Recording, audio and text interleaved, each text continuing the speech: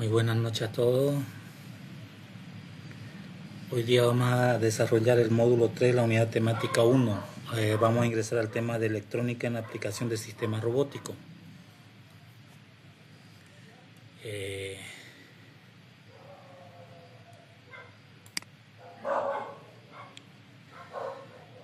Vamos a explorar los principios fundamentales de la electrónica aplicada a la robótica, desde los componentes básicos hasta los sistemas complejos, las herramientas de simulación. Descubriremos cómo la electrónica es el cerebro y el sistema nervioso que permite a los robots percibir, procesar y actuar en su entorno.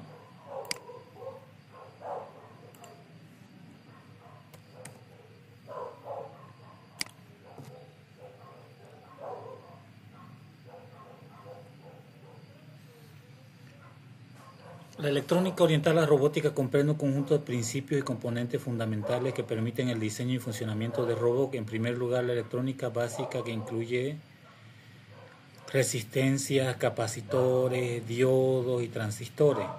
Es esencial para la creación de circuitos que controlan y distribuyen la energía en un robot. Estos componentes permiten el manejo de señales eléctricas, la conversión de energía y la protección de los circuitos, asegurando un funcionamiento estable y seguro del sistema robótico. La mayoría de nosotros ya conocemos todos los componentes electrónicos, hemos visto desde las luces LED, los cables, los pines, los capacitores, la resistencia, los diodos, transistores. Entonces esos son los elementos básicos de la electrónica aplicado a la robótica. A partir de ahora vamos a diseñar todos nuestros sistemas robóticos teniendo en cuenta los componentes electrónicos. Aparte de eso, los sistemas digitales, los microcontroladores juegan un papel importante en la robótica. Los microcontroladores como Arduino o Raspberry Pi actúan como el cerebro del robot, ejecutando programas que interpretan datos de sensores, controladores, actuadores como motores, servos, sensores, lo que otorga una mayor capacidad para realizar tareas.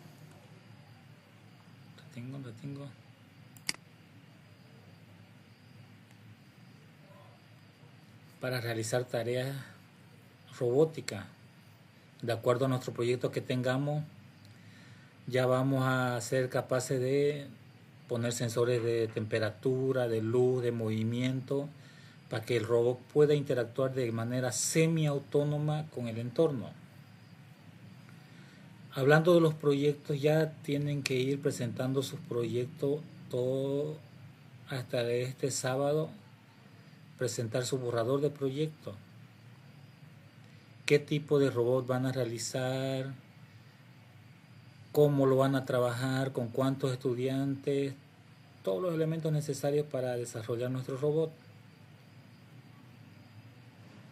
Este sábado también necesito que estén todos presentes porque tenemos que organizarnos, ver el tema de la documentación, el tema de nuestros proyectos, las concreciones, la asistencia, ponernos al día con todo lo que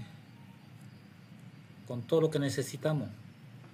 Ya, entonces este sábado está programado una sesión de todo el día. Espero que estén todos presentes. Ya, vamos con la corriente eléctrica.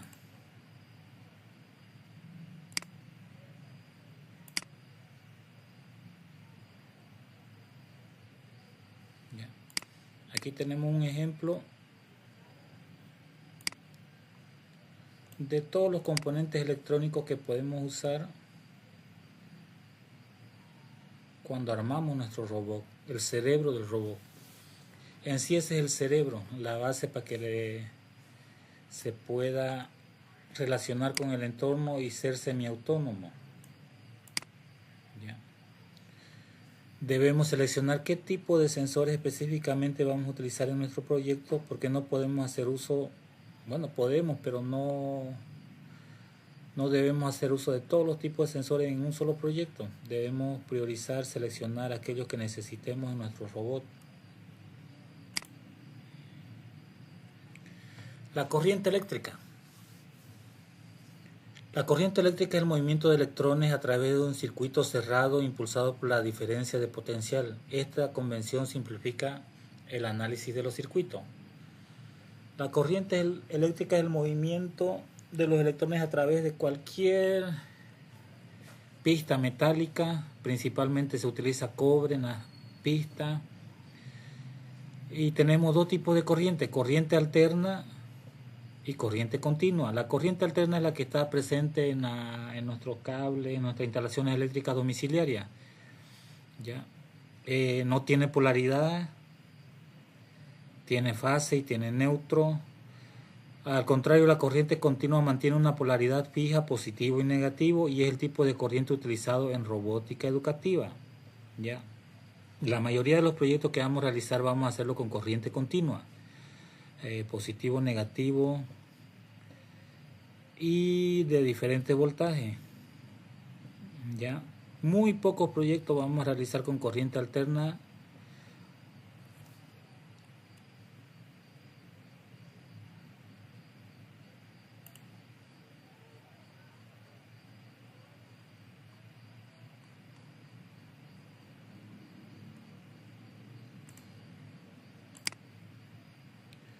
La fuente de energía eléctrica y sus características.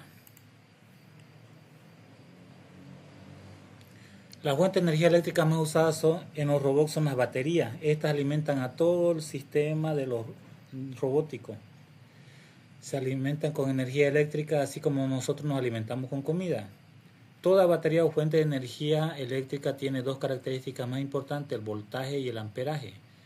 Toda batería o fuente de energía eléctrica tiene voltaje o tensión, que es una fuerza que impulsa a los electrones en un circuito cerrado y se mide en voltio.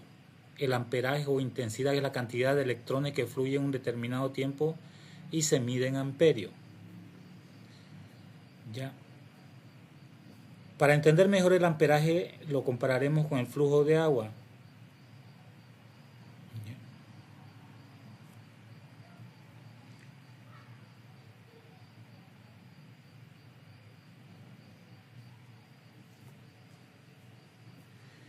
El voltaje es la cantidad de energía eléctrica que tiene un sistema. En nuestro caso, si utilizamos continua, va a ser la batería. Y el amperaje es la cantidad que recorre el circuito, la cantidad de corriente eléctrica que recorre el circuito.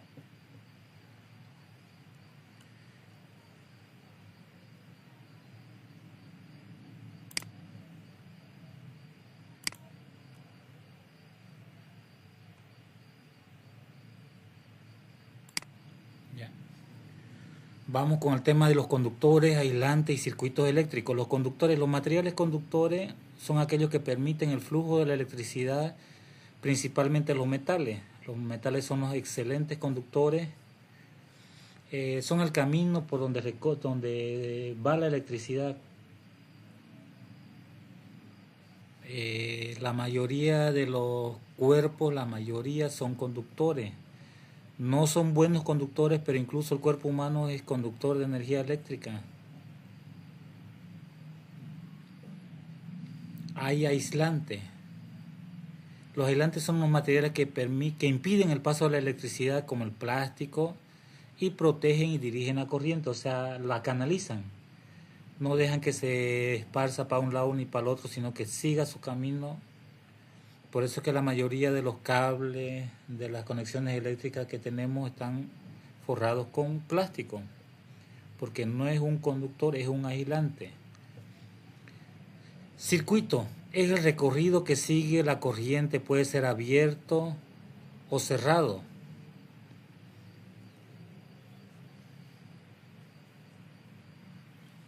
Cuando hablamos de estos circuitos eléctricos son todos los cables o todas las pistas que tienen nuestra placa. Y por donde pasa la corriente puede ser corriente continua, o sea, puede estar permanentemente energizado o puede estar apagado y encendido en los dos estados. Requisitos del circuito cerrado: fuente de energía como la batería, caminos, cable. o las pistas de nuestro circuito, consumidor o dispositivo. El consumidor puede ser la luz LED, puede ser el motor que agarra y consume energía eléctrica para poder funcionar. A eso se refiere con el tema de los consumidores.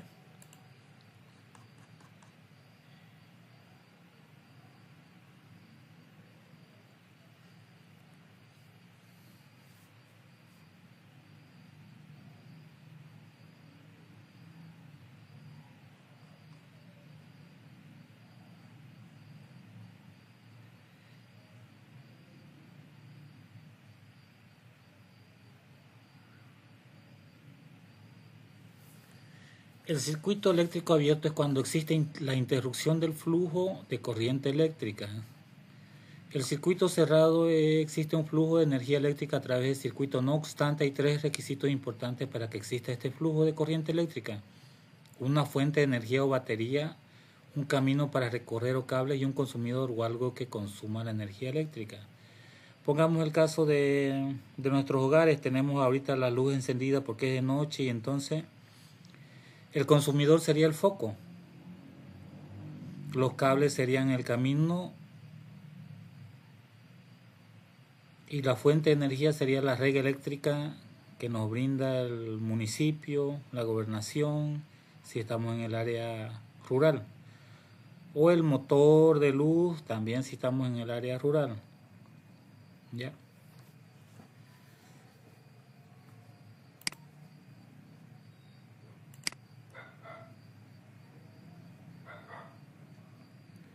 Ahora vamos a ver para qué sirve la electrónica. La electrónica es esencial para la vida moderna ya que posibilita el funcionamiento y la mejora de una amplia gama de dispositivos y sistemas. En el ámbito de las comunicaciones permite la transmisión y recepción de información a través de teléfonos móviles, redes de internet, radios y televisores, facilitando la conexión global, el acceso instantáneo a datos. Ya. En la actualidad nadie puede vivir sin un dispositivo electrónico, principalmente celular, la televisión o una radio, por lo menos si estamos en el campo, para conectarnos con el mundo, enterarnos de las noticias, comunicarnos con nuestros seres queridos, saber las noticias, los chismes del mundo. Entonces, precisamente para eso sirve la electrónica, es la parte más esencial en la vida de cualquier persona en la actualidad. Antes no existía eso, no se necesitaba. Si alguien quería comunicarse con otra persona, pues iba y la visitaba a su casa y ahí acababa todo. Entonces, actualmente, debido a la distancia, la cantidad de personas, a temas laborales, ya no podemos hacer esas visitas a nuestros seres queridos o hacer una visita constante. Entonces necesitamos los dispositivos electrónicos que nos permiten conectarnos, comunicarnos, informarnos. En computación, los circuitos electrónicos como microprocesadores y memorias son vitales para procesar datos y ejecutar aplicaciones en computadoras, dispositivos electrónicos, facilitando tareas complejas y el almacenamiento eficiente de información. Hacemos nuestra tarea, la guardamos en nuestra computadora. Sacamos fotos, la guardamos en la computadora. Cualquier actividad que realizamos queda registrada en la computadora, quedan guardados todos los datos. Por eso es importante este dispositivo electrónico, la computadora y el celular. El celular también funciona como un dispositivo de almacenamiento de datos. En la actualidad la mayoría de los celulares por lo menos tienen 16 GB de memoria de almacenamiento. Los más antiguos tienen 4 y 8 GB, pero ya están fuera de circulación. Ya, entonces la mínima capacidad de almacenamiento es 16 GB, 32 GB para arriba. En la computadora, antes lo máximo que tenía una computadora de almacenamiento era 100 GB. Era mucho almacenamiento. En la actualidad, las computadoras mínimo tienen 1 tera de almacenamiento. La electrónica es crucial para la automatización industrial, permitiendo un control preciso de los procesos de fabricación mediante sensores y actuadores en medicina. Mejora el diagnóstico y tratamiento mediante equipos avanzados como resonancias magnéticas. Tenemos los tomógrafos, los que sacan ecografía, dispositivos de monitoreo, los que controlan los latidos del corazón. ¿Ya? En nuestro hogar, la electrónica optimiza los electrodomésticos y sistemas de climatización en la vida cotidiana y contribuye a la navegación y control de vehículos en el transporte. En conjunto, la electrónica no solo eleva la eficiencia y calidad de vida, sino que también impulsa la innovación y el avance en diversos sectores. A esto nos referimos que en nuestros hogares nos dan comodidad, nos dan facilidad. Queremos lavar, pues utilizamos la lavadora, nos facilita mucho. Si queremos conservar nuestros alimentos, enfriar nuestros alimentos, nuestras bebidas, utilizamos la heladera, que también es un dispositivo electrónico. ¿Ya? Aquí una pequeña diferencia, o bueno, casi no existe diferencia en sistemas mecatrónicos. Mecatrónica se relaciona también con la robótica porque tiene los componentes electrónicos y mecánicos. ¿Ya? La mecatrónica se centra principalmente en los aspectos mecánicos controlados por la electrónica. Un proyecto interesante que quisiera ver si alguien lo podría hacer es el tema de reciclado de botella de vidrio. Hacer un robot que sea capaz de cortar eficientemente una botella de vidrio haciendo uso de sistemas mecánicos y sistemas electrónicos. He visto muchos proyectos en los cuales solo se utiliza sistemas mecánicos o sistemas de calentamiento térmico o diferencial de temperatura, es decir, lo calientan con juego, con fricción, y ya nomás lo meten agua fría para que el vidrio quiebre. Ya, entonces lo lindo sería hacer un sistema, un robot que agarre y corte las botellas y al mismo tiempo no las limpie, no las deje con los residuos que produce al cortar la botella. Esto para fabricar vasos.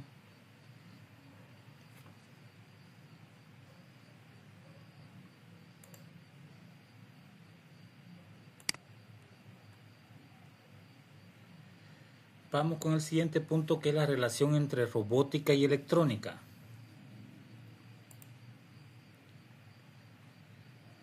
La relación entre la electrónica y la robótica es, ¿cómo se dice?, indivisible, ya que ambos componentes, para que sea considerado un robot, ya lo hemos hablado antes, para que sea considerado un robot tiene que tener parte electrónica, parte mecánica.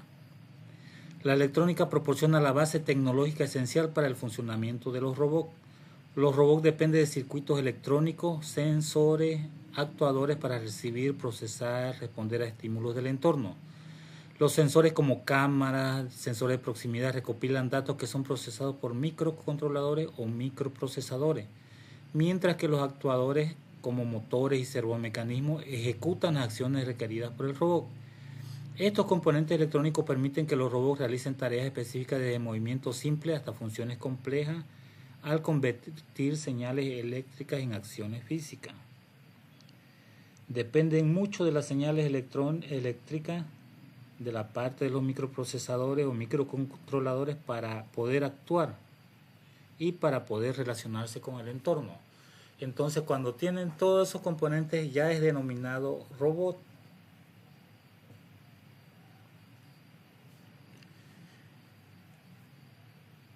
La robótica utiliza la electrónica para la comunicación y el control de sistemas robóticos.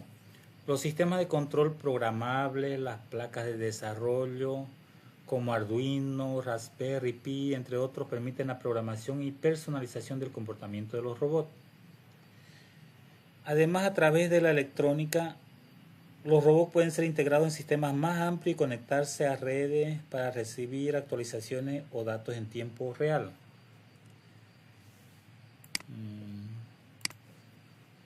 Voy a plantear la primera pregunta en el chat, por favor, para la evaluación de hoy día.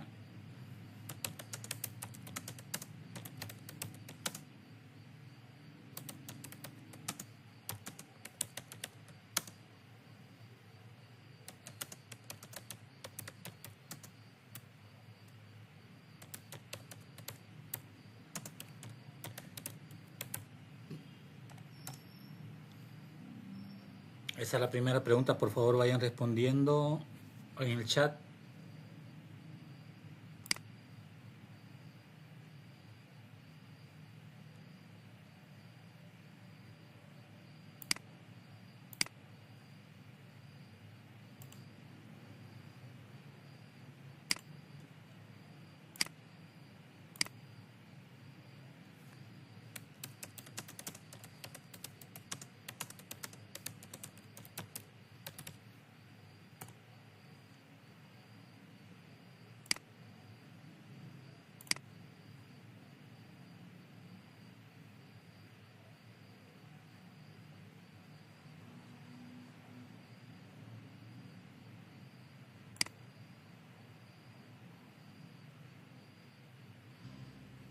Para comprender el funcionamiento, hoy toca hablar de pilas y baterías.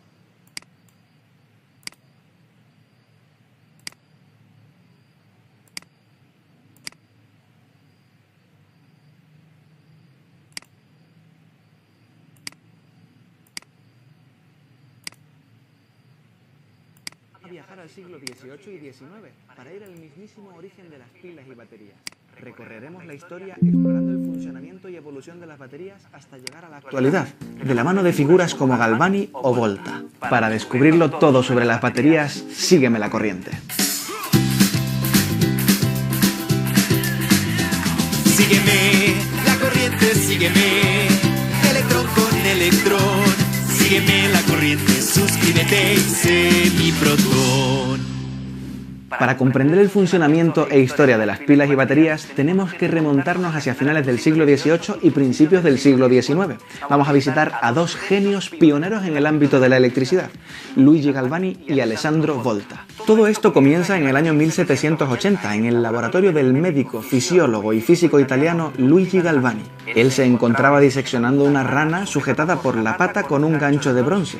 En un momento dado, tocó aquel gancho con su bisturí y pudo observar cómo la pata de la rana se contrajo muy rápidamente, como si el animal aún estuviese vivo. A partir de esa experiencia, repitió el proceso una y otra vez para poder comprender qué fenómeno estaba ocurriendo. Cada vez que lo hacía, los músculos de la rana se contraían y se relajaban, a causa de lo que después dedujo que serían pequeñas descargas eléctricas. A partir de ahí, Galvani entendió que el fenómeno que veía ante sus ojos era esa especie de fuerza vital que hacía que los músculos puedan moverse, puedan contraerse, puedan relajarse. Era la primera vez que experimentalmente se veía que el movimiento de los músculos y los impulsos nerviosos podrían estar relacionados con las descargas eléctricas. A esto Galvani lo llamó electricidad animal, pero aún quedaba muchísimo por estudiar y definir. ¿Por qué exactamente se movían los músculos? ¿Cuál era el mecanismo para que esto se produjera? Del estudio de estas ideas nacería una nueva ciencia, la neurofisiología, que es la rama del conocimiento encargada de estudiar el sistema nervioso. Ahora bien, ¿por qué te cuento todo esto para hablar de pilas y de baterías? ¿Qué tendrán que ver las ranas y los músculos con esa historia? Pues tienen mucho que ver. Y es que esto no solo fue el origen de esa ciencia de la neurofisiología, sino que también fue el origen de todas las tecnologías de almacenamiento energético en baterías que se desarrollarían posteriormente. Y aquí es donde entra en juego otro de los grandísimos genios de las chispas, Alessandro Volta. Resulta que cuando Galvani definió aquello de la electricidad animal, invitó a sus colegas a reproducir este fenómeno para confirmarlo y continuar desarrollando conocimiento científico en torno a él. Una de las personas que se lanzó a experimentar en torno a este tema fue Volta, aunque discrepará con Galvani con respecto al origen de la descarga eléctrica. Volta teorizó que la corriente eléctrica estaba siendo generada por la unión entre los dos metales, el del gancho y el del bisturí. Al ser metales diferentes y estar unidos en un medio húmedo, de alguna manera se estaban produciendo impulsos eléctricos. A partir de entonces este fenómeno se convirtió en la ocupación principal de Volta, hasta que en el año 1791 consiguió validar su hipótesis. Durante los años siguientes continuó mejorando sus ideas y sus técnicas experimentales, hasta que en el año 1800 logró por fin desarrollar el famoso dispositivo conocido como la pila de Volta. Este dispositivo lo construyó partiendo de sus experimentos. Observó que al colocar un disco de cobre junto a un disco de zinc y poniendo en medio una capa de tela impregnada en agua con sal, se generaba entre ellas una diferencia de potencial permanente capaz de producir una corriente eléctrica. Para poder aumentar este efecto y tener más capacidad, continuó apilando más discos de cobre y discos de zinc, sin olvidar añadir entre medias esa tela en salmuera, que haría las veces de electrolito. Recordemos aquí que un electrolito es un medio líquido conductor de la electricidad. Además, como curiosidad, el nombre de pila viene de aquí precisamente, de que se construían apilando los discos de cobre y zinc, formando una pila. Volta observó cuestiones importantes en sus experimentos, como que esta reacción varía en intensidad según qué metales se utilice, o que la tensión producida por la pila puede ser superior a medida que se añaden más discos o se impregna la tela húmeda con distintos tipos de sales. Ahora bien, hemos visto el fenómeno, pero ¿por qué ocurre? ¿Qué es lo que pasa entre esos metales y el electrolito para que se produzca la diferencia de potencial que luego dará lugar a la corriente eléctrica que ilumina la bombilla? En este punto, Volta teorizó que esa corriente eléctrica era el resultado simplemente de la unión entre dos metales. Llamó a eso tensión de contacto. En ese sentido, negaba que la corriente fuese producto de una reacción química. Sin embargo, esta explicación quedó obsoleta muy pronto para dar paso a la otra explicación que nos demuestra cómo este fenómeno se debe precisamente a las reacciones químicas que tienen lugar. En este momento, el químico británico Humphrey Davy, que posteriormente sería el mentor de Michael Faraday, llega a nuevas conclusiones a partir del estudio de la pila de Volta. Entre los años 1806 y 1808 dio a conocer a la comunidad científica varios de sus resultados, que contribuirían enormemente al conocimiento de la electroquímica. Echemos un vistazo al fenómeno que hay detrás. Todo este proceso de extracción de energía se basa en reacciones químicas de tipo reducción-oxidación, reacciones redox. Así, partiendo de esta base, digamos que podemos entender que hay metales más electronegativos que otros. Cuando los ponemos en conjunto, y lo evaluamos como un conjunto, el metal más electronegativo podemos entender que tiene como una especie de exceso de electrones, mientras que el más electropositivo tiene falta de esos electrones. Si nosotros los unimos, los electrones en exceso del material más electronegativo van a tender a irse al más electropositivo. Digamos que es un mecanismo que permite al conjunto ir a un estado más estable. Vamos a quedarnos un segundo con eso. Tenemos electrones con una tendencia a ir hacia el otro lado, pero aún no tenemos un cable que los una. Lo que tenemos es una diferencia de potencial. Una vez ponemos un cable que permite ese flujo de corriente, pues ya tenemos la corriente. Por medio puede alimentar alguna carga, pero ya tenemos esa corriente eléctrica. Y el electrolito que ponemos de por medio, esa tela mojada en salmuera, va a, digamos, acumular los electrones. Y llegamos aquí, con la comprensión inicial del fenómeno, a la llamada celda galvánica o celda voltaica, como no, en honor a Galvani y Volta. Es precisamente aquí donde podemos comprender ya en detalle el funcionamiento de todo esto, y también se basa en esto el desarrollo posterior de pilas y baterías. Por un lado tendremos un electrodo de zinc y por el otro un electrodo de cobre. Su conjunto es el que crea una pila, y por eso a cada uno de ellos los llamamos semipila. En el lado de zinc se va a producir una reacción con su electrolito, y esa reacción le hará separarse entre iones de zinc y electrones. Por otra parte, en el lado del cobre tendremos una reacción inversa. Los iones de cobre van a tender a unirse con electrones para formar cobre como tal. Por un lado hemos tenido una reacción de oxidación en la semipila que llamaremos ánodo, y por otro una reacción de reducción en la semipila que llamaremos cátodo. Por eso todo esto se llama reacción redox. Reducción, oxidación. Ese es el principio, la idea detrás de todo. Y ahora el fenómeno en sí llega en la manera en que esas dos semipilas interactúan entre sí. Si unimos los electrodos con un cable al que estará conectada una carga, veremos que el exceso de electrones procedente de la reacción de oxidación viajará a lo largo de ese cable hacia el electrodo del cátodo. Ese viaje de electrones es en sí mismo la electricidad producida, que podrá, entre otras cosas, encender la bombilla. Además, entre las dos cubas se añade un puente salino, que servirá para que los iones se puedan mover de una semicelda a la otra y así equilibrar el sistema. Y aquí lo tenemos, ese es el concepto detrás de todo esto, y que con el paso de los años se ha ido refinando progresivamente progresivamente hasta llegar a las pilas y baterías que tenemos a día de hoy. Después de la pila de Volta se desarrollaron numerosas propuestas probando distintas configuraciones y distintos metales. Tenemos por ejemplo la pila de Daniel, propuesta en 1836, la pila de Grove en el año 1839, la pila de plomo ácido en 1859, la celda de gravedad en 1860, la pila de Lanché en 1866, la pila zinc y carbono en 1867 y la pila níquel-cadmio en 1899, con la que llegamos al desarrollo moderno de las baterías alcalinas. A partir de ahí ya se produce un tremendo despliegue de modelos, muchos de los cuales hemos usado todos nosotros. La batería de níquel-hierro, la batería de mercurio, la batería alcalina común, la batería de óxido de plata, la batería de níquel e hidrógeno, batería de litio, batería de níquel metal hidruro, batería de ion litio. Como vemos, un despliegue enorme de distintas tecnologías que llega hasta la actualidad. Hay diferencias entre cada uno de estos modelos, por supuesto. En ellos se han ido variando las configuraciones, los materiales y digamos la manera de jugar con este principio de funcionamiento. Pero el concepto que subyace detrás es el mismo. Simplemente se han ido refinando los procesos para tener baterías cada vez más eficientes, con mayor capacidad de almacenamiento, que sean recargables en lugar de un solo uso, etc. Próximamente haremos un vídeo en el canal repasando las tecnologías de baterías actuales, sus características y diferencias y cómo se emplean para el almacenamiento de energía a gran escala. También te recomiendo ver un vídeo de hace unos meses específicamente centrado en este tema. ¿Pueden las baterías crear un futuro 100% renovable? Te dejo el link aquí arriba y en la descripción. Espero que te haya gustado este vídeo y que también te haya ayudado a comprender cómo funcionan las baterías y cómo se han desarrollado desde finales del siglo XIX.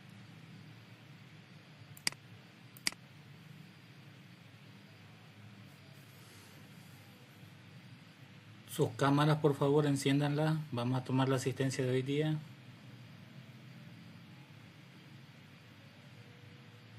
Listen Maribel, listen Cristian, listen Mónica. Perfecto.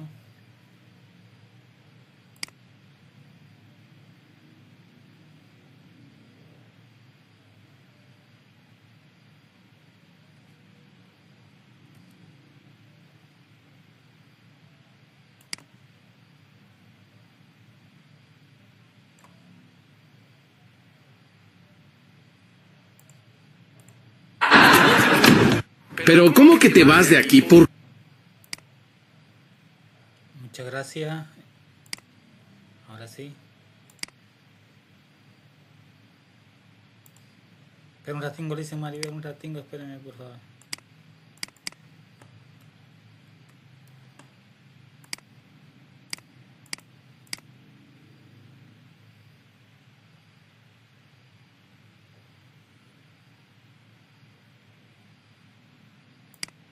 Ya. ¿Por qué les hablé el tema de las pilas? ¿Por qué les hablé el tema de las pilas? De las baterías. Porque es nuestro principal componente que vamos a utilizar en todos nuestros proyectos robóticos. Y tenemos que interiorizarnos más con el tema de los voltajes, la duración. Por ejemplo, yo soy profesor de educación musical. Y precisamente los micrófonos utilizaban un tipo de pila, batería, las baterías recargables, pero no duraban más que 2-3 horas bien. Después de las 3 horas empezaba a fallar, no se comunicaba bien con el tema de la comunicación inalámbrica y eso fallaba, hacía fallar todo el sistema en sí. Entonces, de acuerdo al proyecto electrónico, al robótico o al proyecto que queramos realizar, tenemos que ver la calidad, la cantidad de pilas que necesitamos. En la práctica hemos visto que, por ejemplo, hay proyectos robóticos que necesitan 2, 3, 4, 5 pilas, como hay proyectos robóticos que necesitan una pila. Voy a poner el ejemplo del reloj. En un reloj a pila, tiene una pila sumamente delgadita de ion de litio, pero tiene una duración de hasta 1 año de funcionamiento continuo, consumiendo energía constantemente, pero eso es debido al bajo consumo que tienen los componentes electrónicos. Ahora, si ponemos el ejemplo un motor, queremos hacer un proyecto de hidroponía como los estudiantes de la normal hemos estado pasando clases con ellos y quisieron hacer un proyecto de hidroponía con motor de agua, pero las pilas no duraban ahí, se las consumían sumamente rápido, donde su proyecto estaba fracasando por el tema de la energía eléctrica. Entonces ese aspecto tenemos que considerar mucho en todos nuestros proyectos, el tema de la alimentación. Vamos a hacerle así, la alimentación eléctrica de todos los componentes. Ya de acuerdo al proyecto que vamos a desarrollar, vamos a elegir nuestro tipo de alimentación. Si fuera necesario, vamos a elegir corriente alterna, pero para elegir corriente alterna tenemos que adaptar nuestros circuitos electrónicos, ponerle los conversores de energía, inversores, conversores, adaptadores, para que nuestro circuito consuma solamente la energía que necesita. Pongámosle el caso, por ejemplo, de los cargadores de nuestros celulares. Lo único que utiliza cualquier cargador de celular es el inversor de energía, ya que los mismos se conectan en energía alterna de 220 o de 110 y solamente jalan la energía que necesitan. Ya ese tema lo vamos a ver más en la práctica. Ya. Ahora vamos a compartir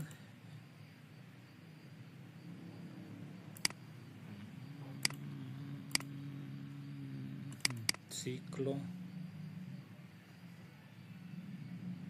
No es completo, pues. ¿Dónde está? SB, aquí está.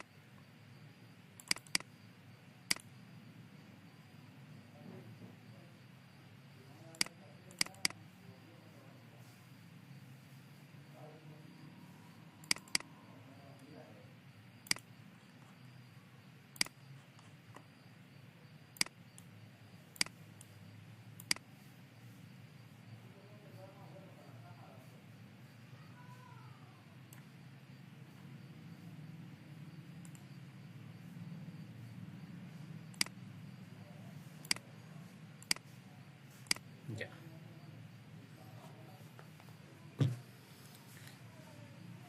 Esta semana tienen que ir solicitando sus materiales porque vamos a realizar todo lo que es circuito eléctrico, y para hacer el circuito eléctrico vamos a diseñar nuestras propias PCB. Desde el comienzo de las actividades les mencioné que teníamos que diseñar nuestras placas para nuestro proyecto de robótica, nuestro proyecto electrónico, tenemos que diseñarla. Estábamos dando esa tarea a los de ciclo PCB, pero vamos a realizarla nosotros mismos con nuestros propios proyectos. O sea, todo va a ser original. Desde un comienzo les expliqué, y con esto quiero que se vayan preparando en el tema de los materiales, que vayan solicitando a la par, o no sé, ustedes vean cómo conseguir estos componentes. Primero vamos a necesitar una placa virgen de cobre.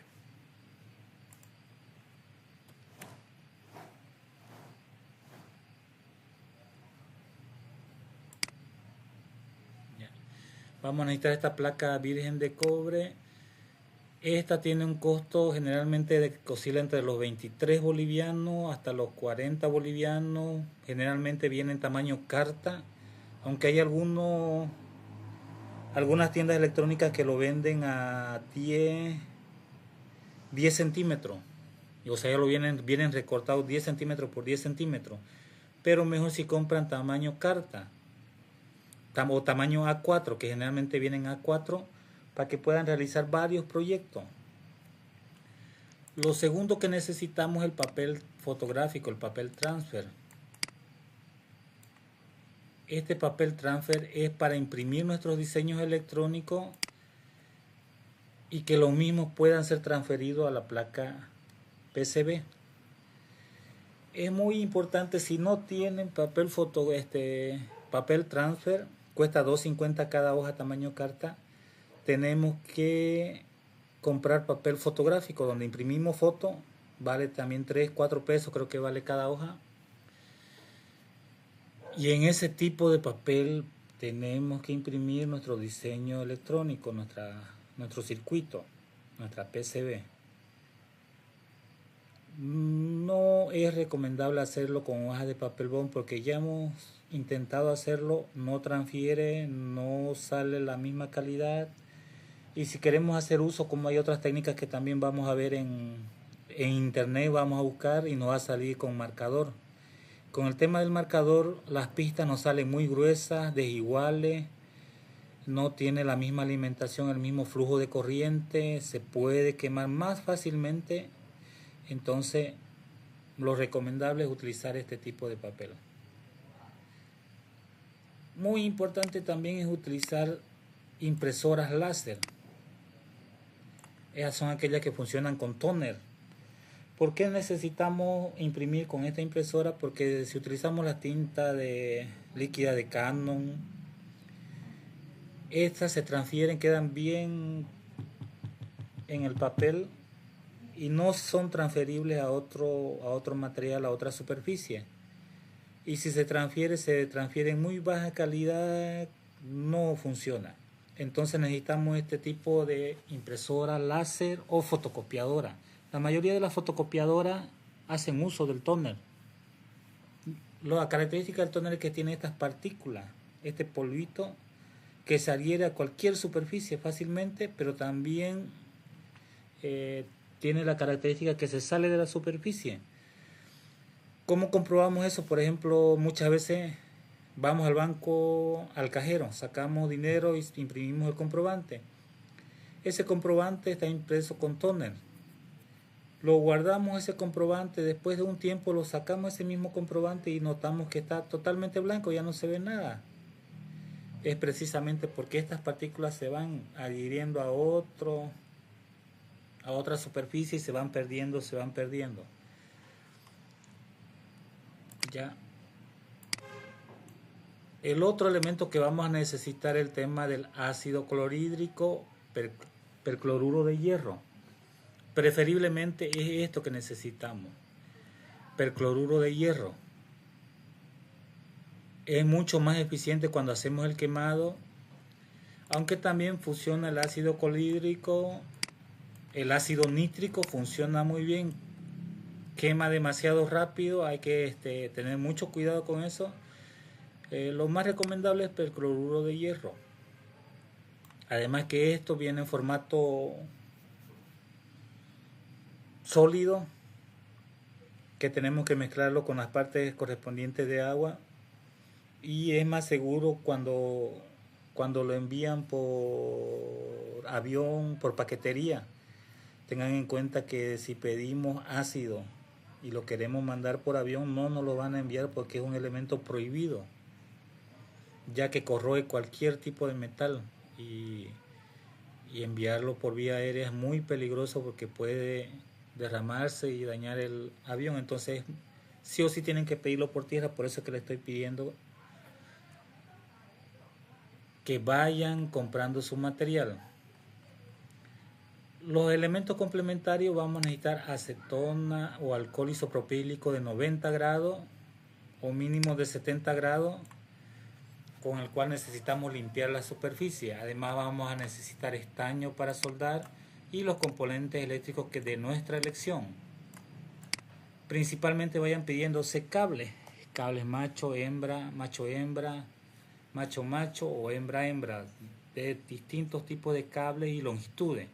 No pidamos solo cables cortitos, también necesitamos pedir cables más largos, de por lo menos 1 metro, porque de acuerdo al proyecto que vamos a realizar necesitamos extender más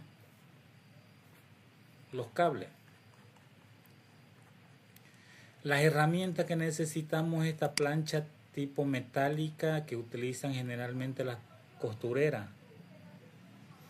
Es muy importante esta plancha porque distribuye el calor uniformemente, no quema la placa, no quema el papel y es más eficiente en el tema del grabado, la transferencia de la tinta. Por el taladro no se preocupen, ahí en la oficina del programa Profe tenemos el taladro. Los recipientes plásticos, sí o sí vamos a utilizar recipientes plásticos, mejor si son exclusivamente para el tema de robótica. No vayan a cometer el error de utilizar su sus plásticos de su cocina, llevarlo y después querer cocinar ahí mismo. Tengan en cuenta que vamos a utilizar ácido y puede ocurrir algún accidente. Guantes, cómprense guantes quirúrgicos o guantes de albañil. Los guantes de albañil son mucho más baratos, tienen recubrimiento de plástico, doble recubrimiento y además tienen tela por debajo, entonces son muy prácticos. Son más baratos y son más durables. Vamos a necesitar alicate, destornilladores y por último el famoso bombril o lija fina. Este bombril en su versión no van a comprar ese bombril metálico duro, sino ese bien fino. Eso es para limpiar nuestra placa antes de soldar los componentes, antes de hacer la transferencia. Y el tema del cautín y el multímetro, no se preocupen, lo tenemos en oficina. Ya. El objetivo de esta unidad temática y la siguiente unidad temática es esto: el diseño del negativo de nuestra placa base. Estamos atrasados una semana, entonces tenemos que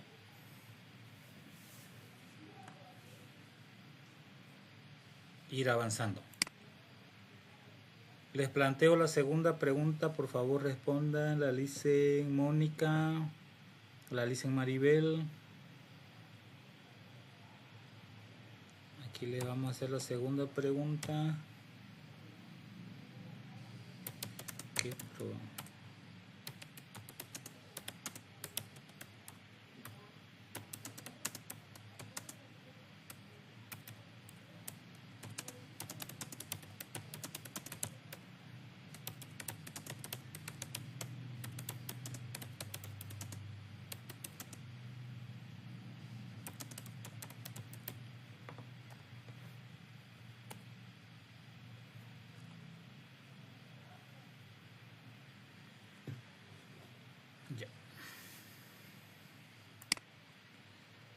Esos materiales necesitamos para esta semana y necesitamos que lleven su computadora para la instalación de los programas respectivos para ir trabajando de una vez en todo este diseño, que no nos agarre el tiempo. También informarles que tenemos que participar en nuestra siguiente feria. Dicen Gladys, nuestra siguiente feria va a ser las Olimpiadas Científicas a realizarse entre el 22 y 28 de mes de junio. Ya. Otra cosa que tenemos que tomar en cuenta, que este mes tenemos dos feriados, Corpus Christi y el tema del Año Nuevo Andino Amazónico. Entonces eso va a afectar también el desarrollo de nuestras clases presenciales y tenemos que planificar cómo realizar esas sesiones. El último aspecto que tenemos que tomar en cuenta, que también el día que realicemos la feria, las Olimpiadas Científicas, participemos en la Olimpiada de Robótica, también va a afectar nuestras sesiones presenciales. Precisamente se va a realizar un viernes o un sábado. La fecha está a definirse por el director departamental de educación. El lugar ya está casi seguro que va a ser en el Coliseo de la Universidad Autónoma de Pando. Eso lo vamos a coordinar más detalladamente cuando estemos en clases presenciales.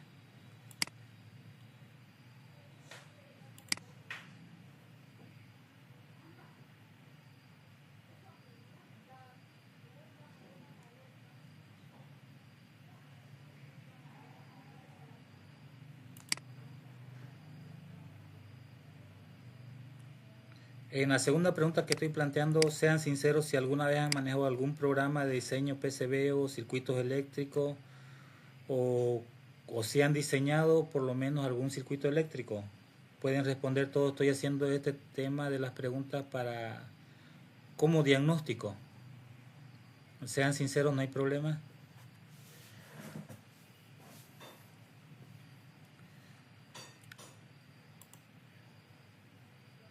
Pues nos vamos a continuar presentando.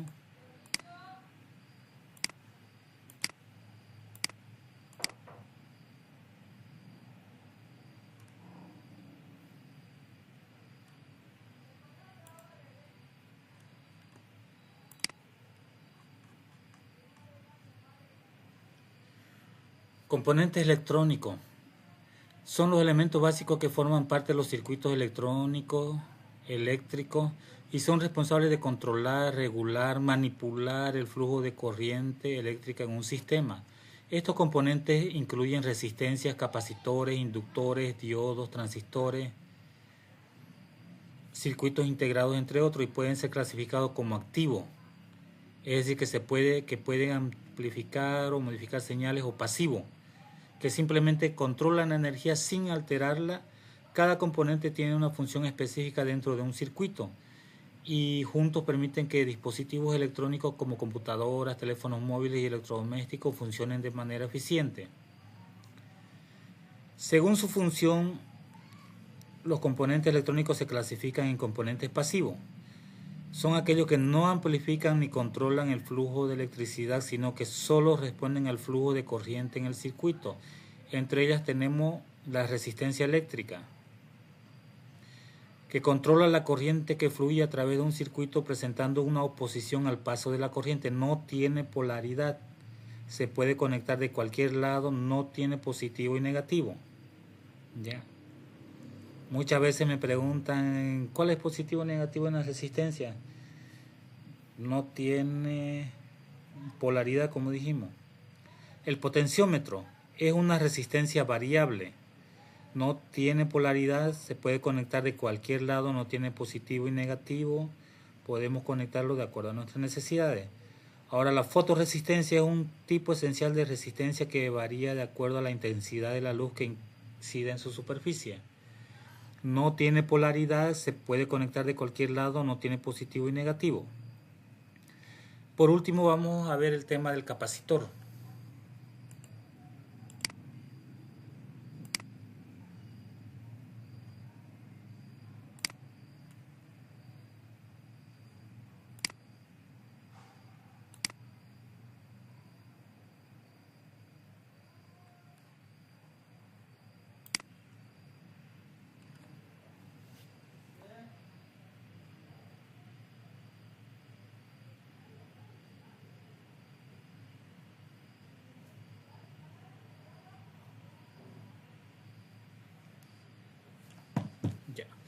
El capacitor almacena cantidades relativamente grandes de energía eléctrica durante un lapso de tiempo.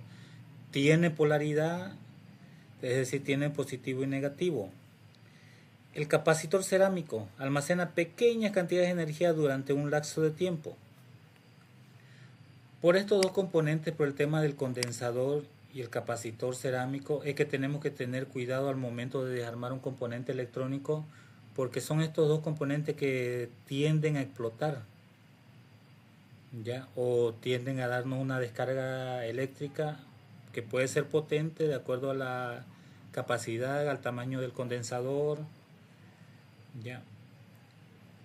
Componentes activos son aquellos que pueden controlar el flujo de electricidad y o amplificar señales eléctricas. Entre algunas de ellas tenemos el diodo. El diodo es un dispositivo que permite el paso de corriente en una sola dirección. Tiene polaridad, es decir, un positivo y un negativo.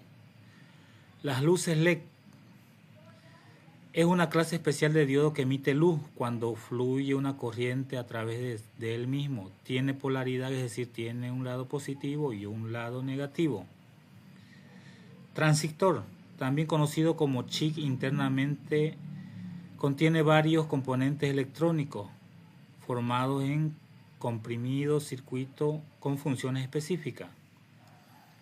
El circuito integrado, también conocido como chip, internamente contiene varios componentes electrónicos formando un comprimido circuito con funciones específicas.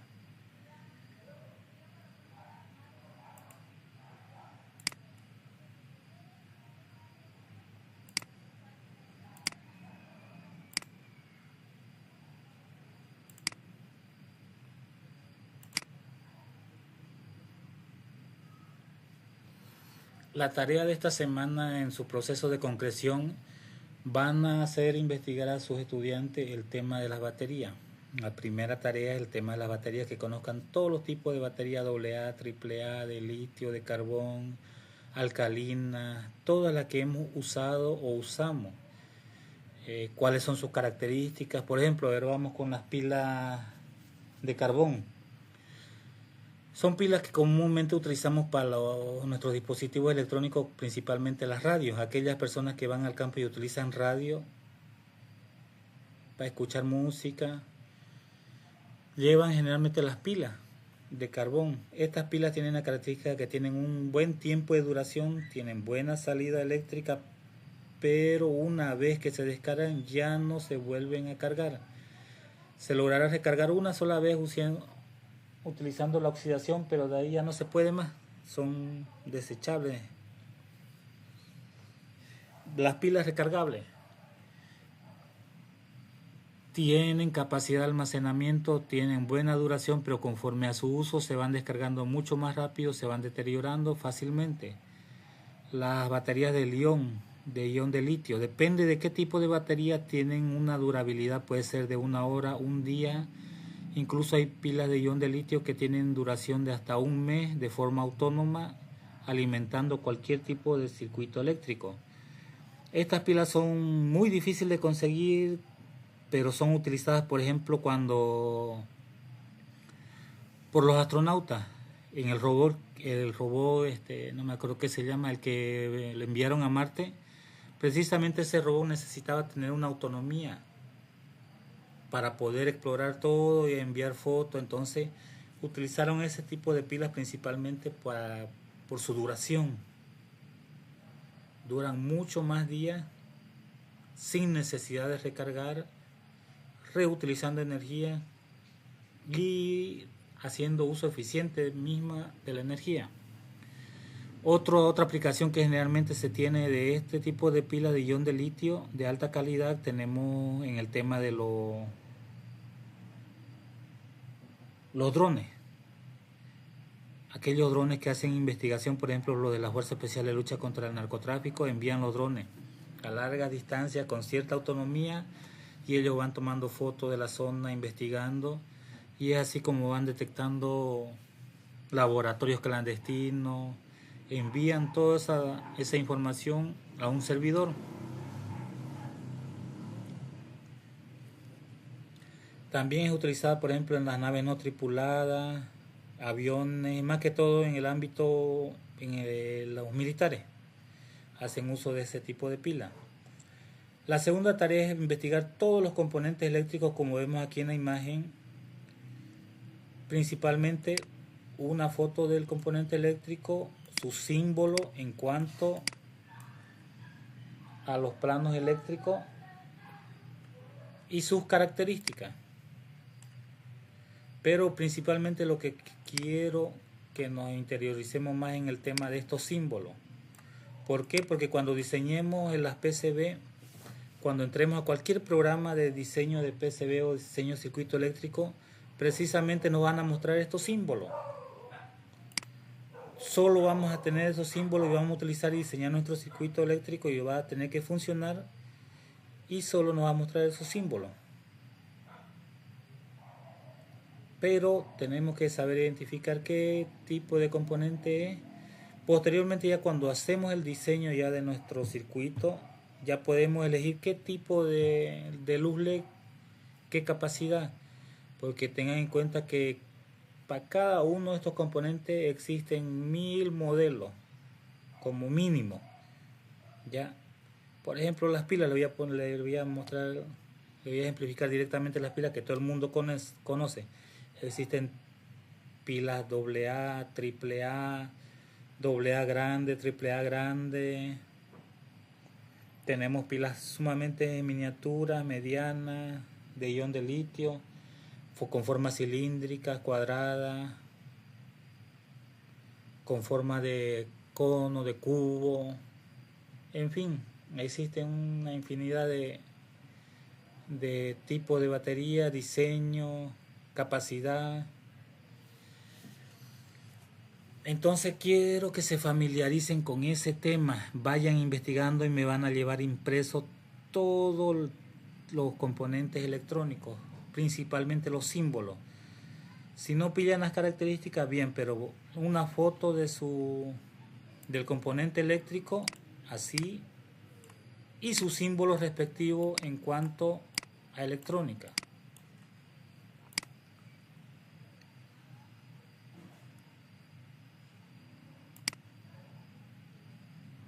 ¿Hasta aquí alguna pregunta?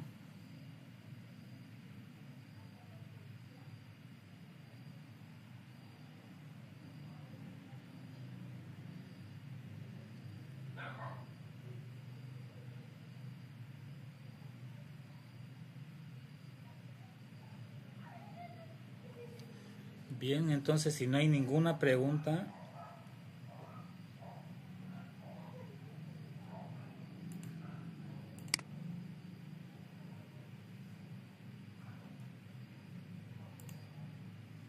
vamos con lo último que vamos a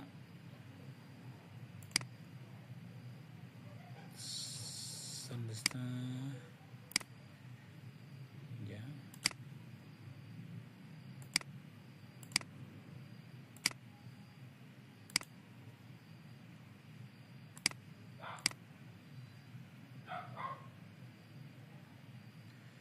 Vamos con los softwares de simulación de circuito. Entre los softwares de simulación de circuito tenemos el Tinkercad, que ya lo han manejado. Tenemos el EICEDA y tenemos el Proteus. El Proteus es más profesional, pero se tiene dificultades con el tema de las librerías. El EICEDA es más práctico en cuanto al diseño, pero no se puede agarrar y exportar los diseños que realizamos, simplemente es para práctica, para familiarizarse con el diseño de circuitos eléctricos. El Tinkercad es más intuitivo, mucho más mejor visualmente, tiene las posibilidades de exportación. Entonces lo recomendable es que trabajemos con Tinkercad o Proteus. Vamos con las ventajas del tema online o offline, es decir, Proteus es un programa que puedes instalarlo en tu computadora y puedes utilizarlo sin conexión a internet. Una vez descargadas las librerías, actualizadas las librerías, podemos trabajar con Proteus tranquilamente en el área rural, en el área urbana, donde querramos, en cualquier momento sin necesidad de conexión a internet. El EICEDA y el Tinkercad sí o sí necesitan conexión a internet para poder trabajar más eficientemente. El Tinkercad se puede trabajar también en el celular, se puede trabajar en la computadora. Más recomendable es trabajarlo en la computadora por el tema visual, ya que es un programa de diseño 2D y 3D, entonces da la posibilidad necesita una pantalla mucho más amplia para poder mostrar todas las características del programa.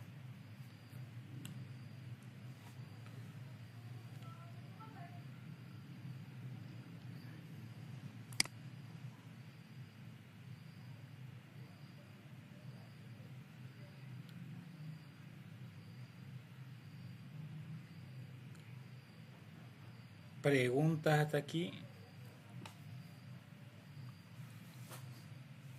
Con esto concluimos la unidad temática número 1, correspondiente al módulo 3 del diplomado en robótica competitiva orientado a la industrialización, para educación secundaria comunitaria productiva. Muchas gracias por su participación. Nos vemos en clases presenciales.